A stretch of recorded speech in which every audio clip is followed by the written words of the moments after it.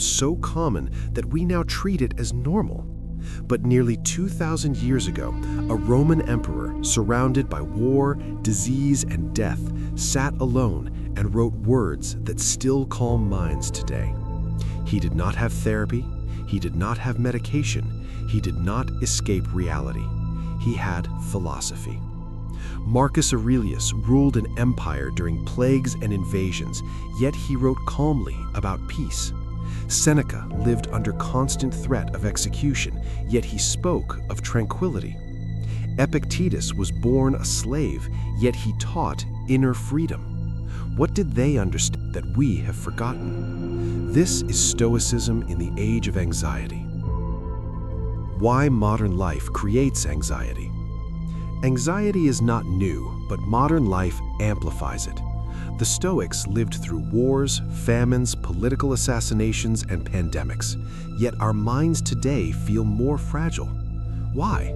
Because anxiety thrives on constant stimulation. You wake up and immediately face the constant stimulation. You wake up and immediately face the opinions of thousands.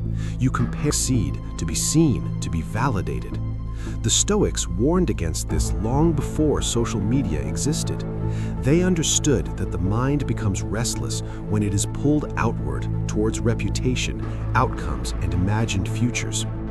We are anxious not because life is harder, but because we believe we must control what cannot be controlled. And that belief quietly destroys peace. The Stoic diagnosis of anxiety. The Stoics did not treat anxiety, they diagnosed it clearly. Epictetus said, "Men are disturbed not by things, but by the views. Men are disturbed not by things, but by the views they take of them." Power over your mind, not outside events. Realize this, and you will find strength. Marcus practiced emotional discipline, not emotional suppression. He allowed grief, but refused despair. He acknowledged fear, but did not obey it. His stoicism was not passive, it was resilient. He trained himself daily to meet chaos without becoming it. The Stoics believed philosophy must be practiced, not admired. Here are the tools they used. 1. Premeditatio malorum, negative visualization used correctly. Not to cause fear, but to reduce shock. By calmly imagining loss, the Stoic becomes less fragile. 2. The view from above. Seeing your problems from a cosmic perspective. Your fears shrink when seen against time, space, and mortality. 3. Voluntary discomfort. Choosing small hardships to weaken fear. Cold, silence, simplicity. Comfort addiction breeds anxiety. Discipline restores confidence. 4. Daily reflection. Marcus Aurelius wrote nightly, not to escape, but to examine. What did I fear unnecessarily? What did I endure?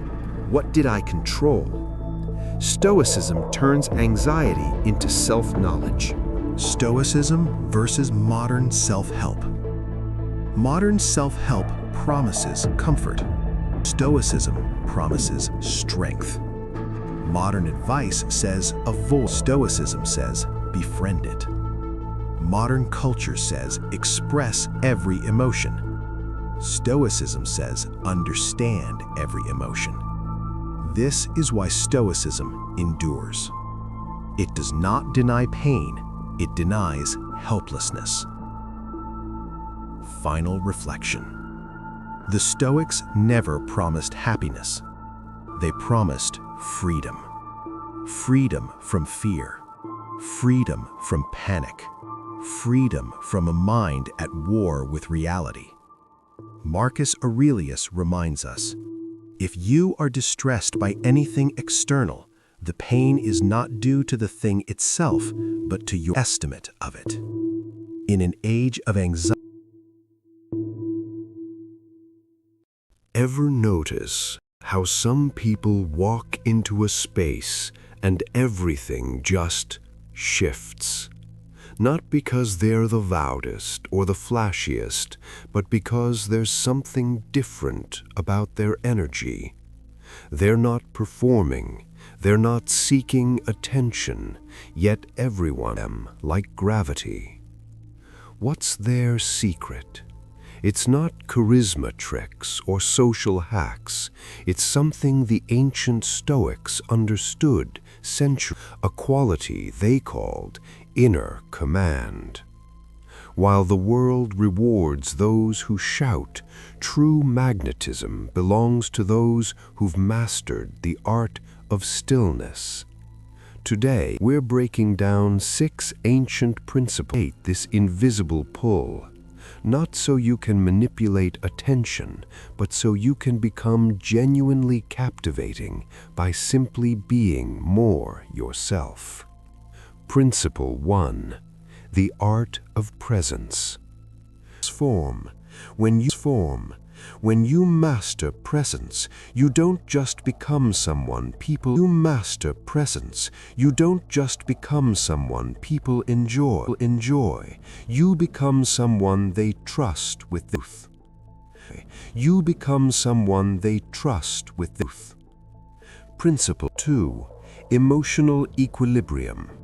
There's a particular can I control this?